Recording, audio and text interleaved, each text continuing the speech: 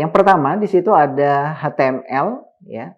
HTML ini digunakan untuk menandai awal dan akhir dokumen HTML.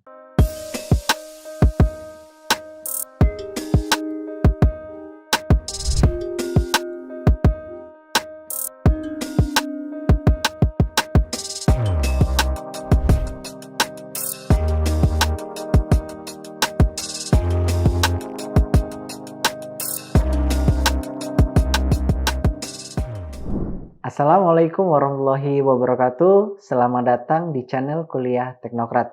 Bersama saya Erlian Reddy Susanto. Baiklah, pada pertemuan kali ini kita akan membahas tentang Hypertext Markup Language atau biasa disebut dengan istilah HTML. Bahasa HTML ini adalah satu bahasa yang menjadi format standar untuk membuat dokumen atau halaman-halaman web. Nah, HTML ini merupakan bahasa yang memiliki tanda atau simbol menggunakan rangkaian teks tertentu atau biasa disebut dengan istilahnya tag, di mana dapat digunakan untuk menandai teks yang mempunyai interpretasi khusus. Kemudian file HTML ini juga berupa file teks atau biasa disebut dengan plain text, bukan binary, sehingga dapat dibuat menggunakan text editor biasa. Berikut ini adalah skema dasar dokumen HTML. Kalau kita perhatikan pada skema dasar HTML ini, di situ ada beberapa bagian yang default ya. Yang pertama di situ ada HTML ya. HTML ini digunakan untuk menandai awal dan akhir dokumen HTML. Kemudian ada juga bagian head. Bagian head ini digunakan untuk menandai bagian header dokumen HTML. Kemudian ada bagian title. Nah, bagian title ini digunakan untuk memberi judul pada dokumen HTML. Dan ada juga bagian body. Bagian body ini digunakan untuk menandai awal dan akhir dari dokumen HTML yang akan ditampilkan. Nah, jadi setiap halaman web itu memiliki format demikian. Nah, berikut ini adalah contoh isi dokumen HTML. Nah, kalau kita perhatikan di sini memiliki beberapa bagian yang sudah disebutkan tadi. Ada HTML, ada head, ada title, dan ada body. Untuk bagian body, ini mungkin yang paling sering kita lihat di halaman web. Nah, jadi di situ kita bisa melihat mungkin ada teks di halaman web itu, mungkin ada gambar dan sebagainya. Nah, tetapi pada dasarnya setiap halaman HTML itu memiliki struktur dokumen yang seperti tadi. Nah, ini adalah contoh isi dokumennya. Kalau kita perhatikan di situ ada tag H1. Tag H1 di situ dia berpasangan. Nah, tag H1 itu mengapit kata saya. Nah, Anda bisa perhatikan di situ kata sayanya di situ terlihat tebal dan besar gitu ya. Itu H1. H1 itu adalah heading 1. Kemudian kita juga bisa melihat di sini ada H2. H2 di sini maksudnya adalah heading 2, di mana H2 ini mengapit teks perkenalan. Nah, kalau kita perhatikan di sini teks H1 di situ berpasangan. Nah, setiap pasangan nya itu memiliki tanda slash di bagian akhirnya. Begitu juga H2. Heading itu ada dari H1 sampai dengan H5. Jadi semakin besar, kalau H1 itu dia akan semakin besar, H2 akan lebih kecil, H3 lebih kecil sampai dengan H5. Kemudian di sini juga kita bisa melihat ada P. P itu digunakan untuk membuat paragraf. Jadi dalam satu halaman HTML, kalau ingin membuat paragraf itu menggunakan tag P seperti ini. Dan tag P ini juga dia berpasangan. Nah, kemudian kita juga melihat contoh di sini ada teks pertama yang diapit dengan tag B. Fungsinya apa? Ini fungsinya adalah untuk menebalkan teks. Jadi tag B berfungsi untuk menebalkan teks. Selain tag B juga ada tag strong. Fungsinya sama seperti tag B, yaitu untuk menebalkan teks. Kemudian ada juga tag I. Nah, tag I ini berfungsi untuk membuat teks itu menjadi miring. Nah, kita perhatikan di sini, pada contoh di sini ada satu kata homepage, yaitu kata homepage ini diapit oleh tag I. Perhatikan posisinya tag I ini yang menyebabkan teks homepage ini menjadi miring. Kemudian selain dia diapit oleh tag I, tag homepage ini juga diapit dengan tag B. Nah, sehingga teks homepage ini bentuknya menjadi tebal dan miring. Nah, di sini kita jangan sampai salah posisi. Nah, contoh di sini tag B ini dimulai dari tag B ya. Kemudian diakhiri juga dengan tag B. Nah, ini perhatikan posisinya, jangan sampai tertukar. Tag HTML ini adalah sesuatu yang digunakan untuk menandai elemen-elemen dalam satu dokumen HTML. Dan tag HTML ini terdiri dari tanda lebih kecil, kemudian diakhiri dengan tanda lebih besar. Dan ada juga garis miring atau tanda slash. Biasanya tag dituliskan secara berpasangan ya. Tetapi ada juga tag yang tidak memiliki pasangan. Tag yang tidak menggunakan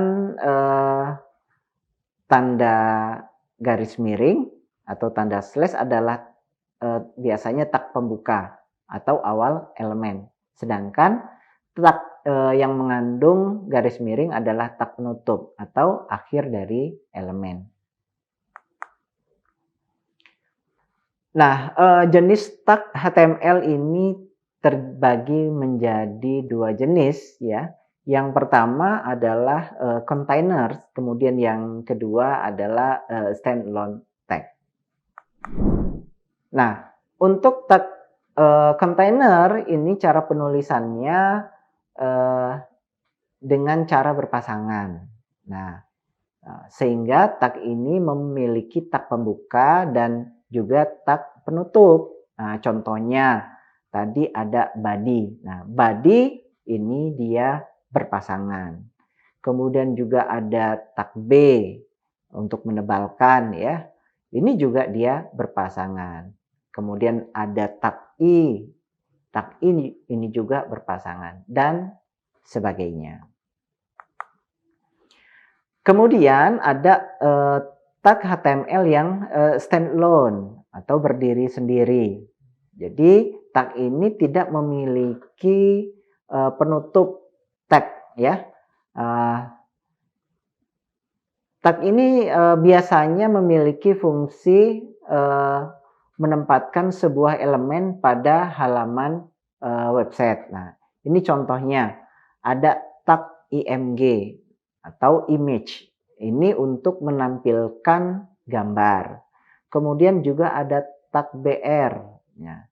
Jadi tag BR ini fungsinya adalah untuk memberikan jarak antar teks secara vertikal atau untuk turun satu spasi. Kemudian ada juga tag HR ya.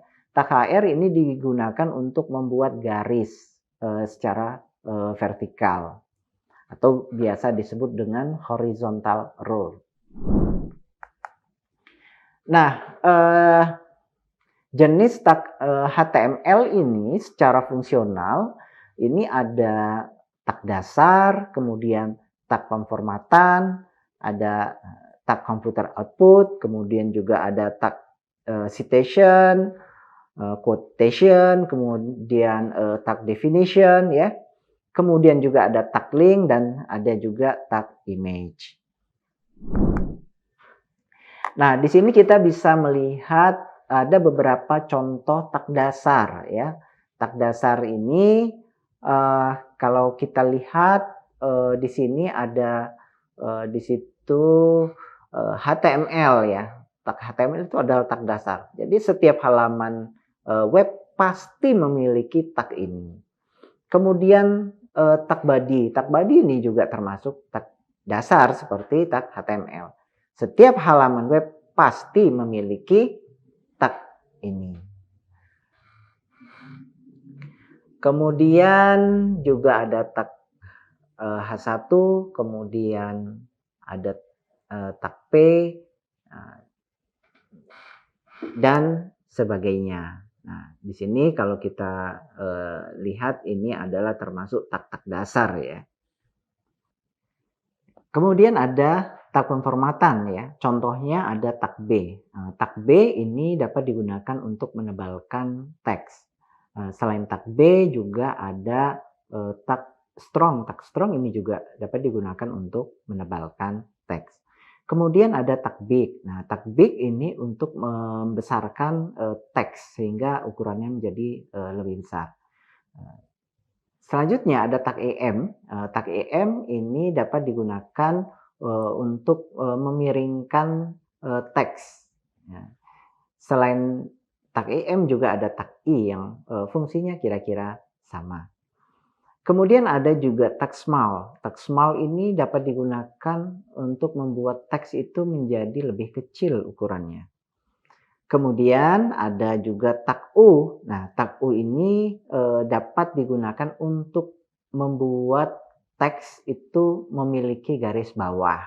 Nah, ada tag sub ya. Tag sub ini dapat digunakan untuk membuat suatu subscript ya. Contohnya seperti O2 gitu ya. Itu jadi duanya itu harus diapit dengan tag sub. Kemudian tag sub. Nah, tag sub ini digunakan untuk superscript. Nah, contohnya seperti 2 kuadrat. Nah, berarti 2 kemudian diikuti dengan tag sub yang mengapit teks 2 sehingga nanti akan ditampilkan 2 kuadrat.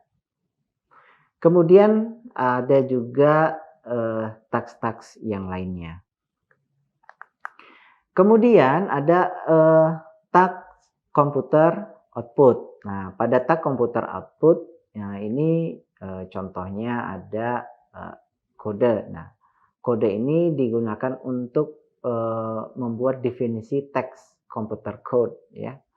Atau juga ada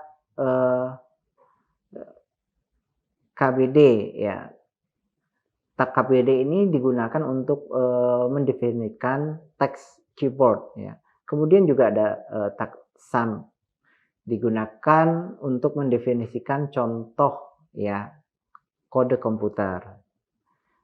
Kemudian juga ada tag TT untuk membuat teks teletype ya, kemudian juga ada tag var untuk mendefinisikan variabel dan tag pre untuk membuat definisi teks pre-format. Berikutnya ada lagi tag citation, quotation, dan definition. Nah, ini contohnya ya. Ada beberapa ya, diantaranya ada tag ABBR ya. Jadi untuk membuat definisi suatu singkatan. Kemudian ada juga tag akronim ya. Akronim ini membuat satu akronim atau singkatan ya. Kemudian juga ada tag address ya.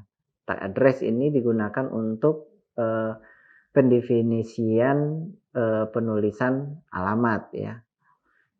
Kemudian ada juga tag BDO untuk pendefinisian arah penulisan.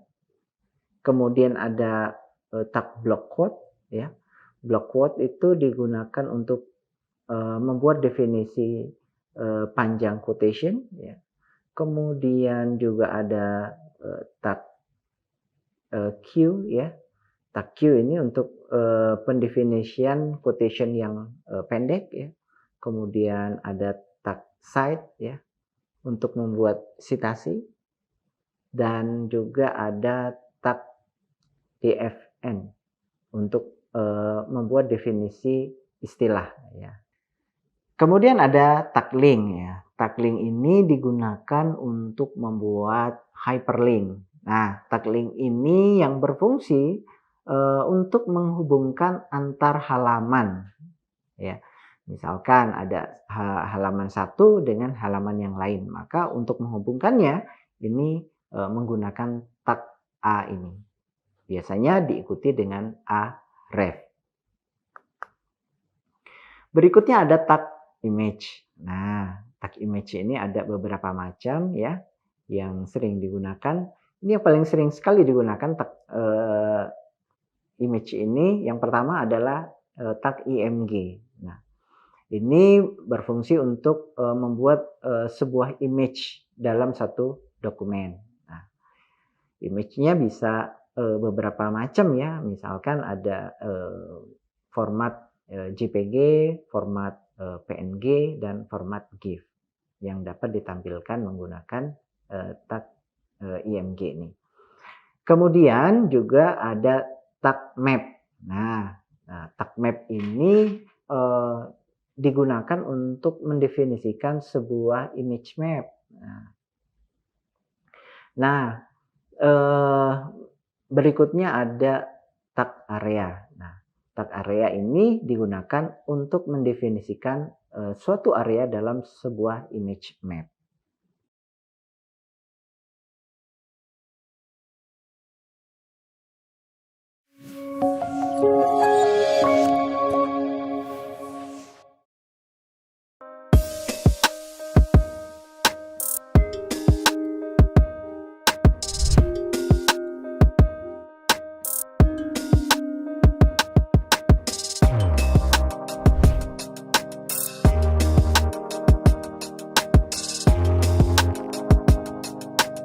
Terima kasih sudah menyaksikan video pembelajaran ini.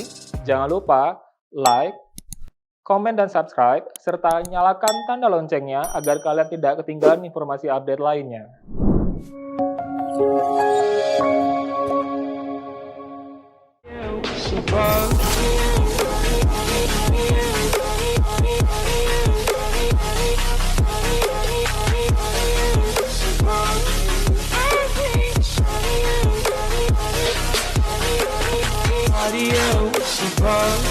I hate body, body, body, body.